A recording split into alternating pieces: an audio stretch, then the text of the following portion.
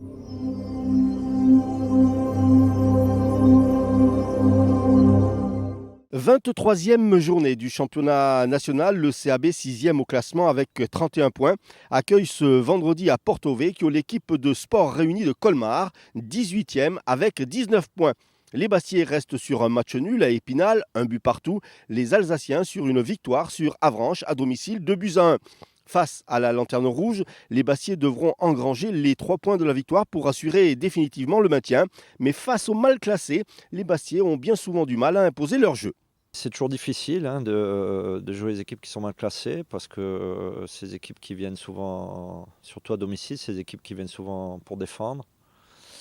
Donc qui sont bien organisées, qui jouent assez bas. Donc c'est toujours un peu difficile de trouver la faille et de poser des problèmes offensivement.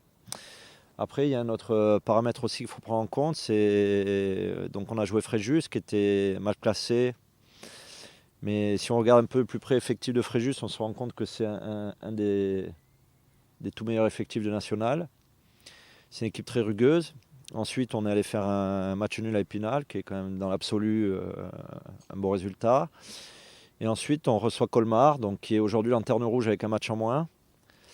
Et Colmar, c'est pareil, c'est une équipe qui est en difficulté, qui a perdu des points sur tapis vert. Mais c'est une équipe qui, à la base, était construite pour jouer le premier rôle de National, avec énormément de qualité. Parce qu'ils ont des joueurs comme Belvito, comme Guy Bizier, comme Chéré, comme Touré, comme Diawara. Donc c'est une équipe qui est composée vraiment d'excellents joueurs. Et ces équipes, même si elles sont dans le dur, qui sur un match peuvent mettre en difficulté toutes les équipes de ce championnat national. Donc c'est sûr que sur le papier, quand vous jouez la Lanterne Rouge ou le dernier, on a l'impression que ça va être un match facile.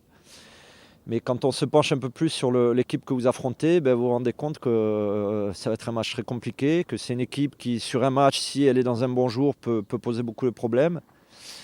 Et on répète un peu ce qu'on dit depuis le début de saison, c'est un championnat qui est très difficile parce qu'il est très homogène. Alors, qu'est-ce qu'il va falloir faire? Mettre tout de suite un peu de folie, de mouvement dans la rencontre pour éviter que Colmar prenne un petit peu confiance? Mais après, il faut essayer d'être efficace, donc de concrétiser assez rapidement les occasions qu'on aura, si on en a rapidement. Et après, il faut aussi être capable de faire preuve de patience et de rester dans les principes de jeu qu'on a mis en place depuis maintenant quelques mois. Et après, je vous dis, il faut vraiment essayer d'être efficace dans les zones de finition, puisque ces matchs-là, c'est aussi comme ça qu'on les décide et c'est aussi comme ça qu'on arrive à les gagner. Mais on s'attend à un match très difficile. Alors, il y a eu une petite trêve de 15 jours. Est-ce que vous avez pu récupérer des joueurs blessés, des joueurs suspendus pour cette rencontre? Aujourd'hui,